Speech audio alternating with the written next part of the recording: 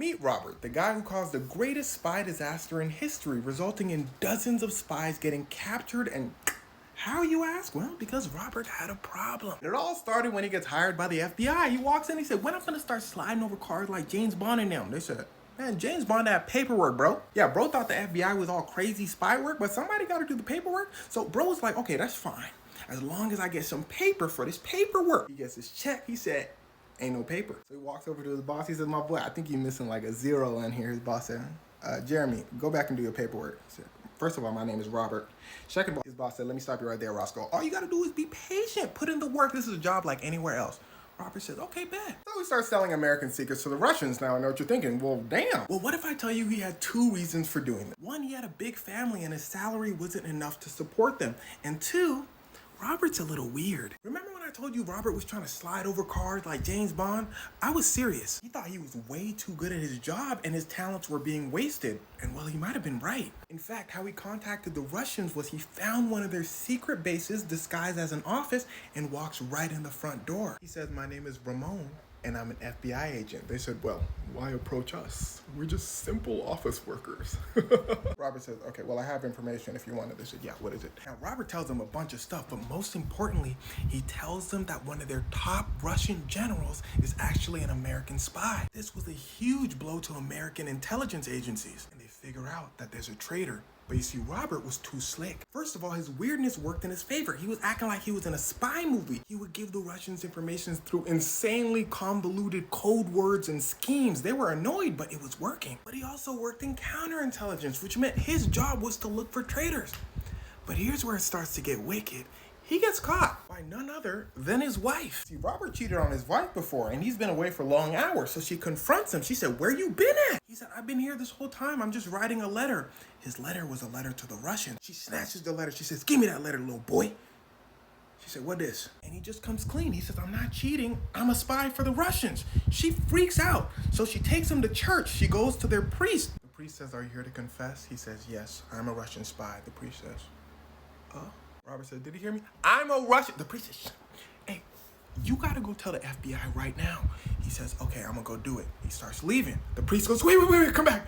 Robert comes back. The priest says, what's gonna happen if you tell him? Robert goes, they finna hurt me.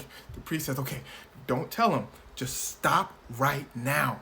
So Robert stops until he doesn't. That spy life was too good. So he starts giving the Russians more information. But this time he starts going hard and starts telling the Russians about the top American spies. So he starts getting paper at this point. Look at his face. You know that boy got money. So he gets himself a little girlfriend. He starts leaving stacks of cash everywhere, whatever. His wife notices the stacks of cash.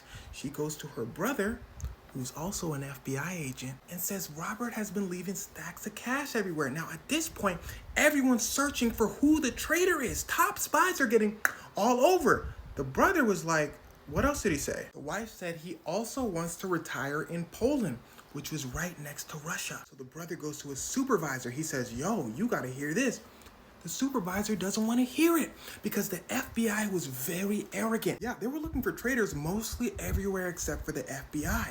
So Robert gets away. But then he has to stop again because the Soviet Union collapses. If you didn't know, Russia used to have all these countries taken over and it was called the Soviet Union. That's why the Ukraine thing is happening today. One of the reasons. But anyway, Russia starts restoring itself, led by this young little upstart from the KGB named Vladimir. Robert says, bet y'all need a spy? Vladimir and them say, yup. Robert said, boy, I'm too slick. The FBI said, we got you. Robert said, They said, no, behind you, Robert, we got Ames. America catches a guy named Ames who was also giving information to the Russians. But so much information was being given out, they knew there was another traitor.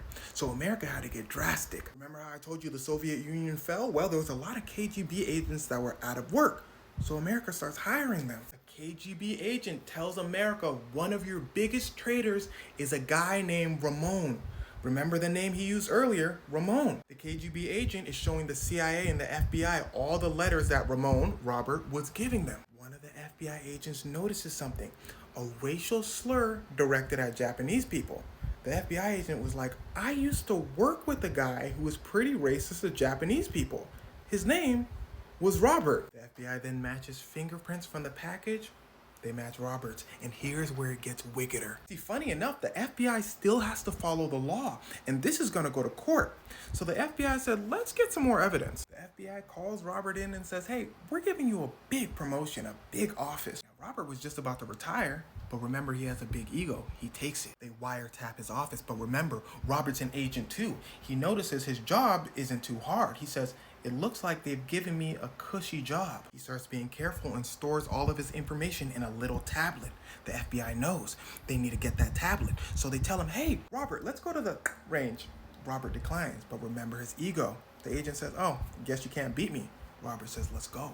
They go downstairs to the range. Agents run in. They grab his tablet. They do some computer stuff, find out where his next drop is, return his tablet. Robert walks in his room and doesn't suspect a thing. He goes over to what was supposed to be his final contact with the Russians, and they swarm him. They take him to court, he gets life, they give him a psychiatrist, and it turns out they basically caught the Joker. For the 20 years he was spying for the Russians, bro got like $1.4 million, which was nothing for the information he was giving them. He was doing it for the love of the game. Didn't I tell you he was weird? When he got caught, he said, what took you so long? The FBI read some of his letters and they basically said, I know y'all after me, but I'm gonna do it anyway.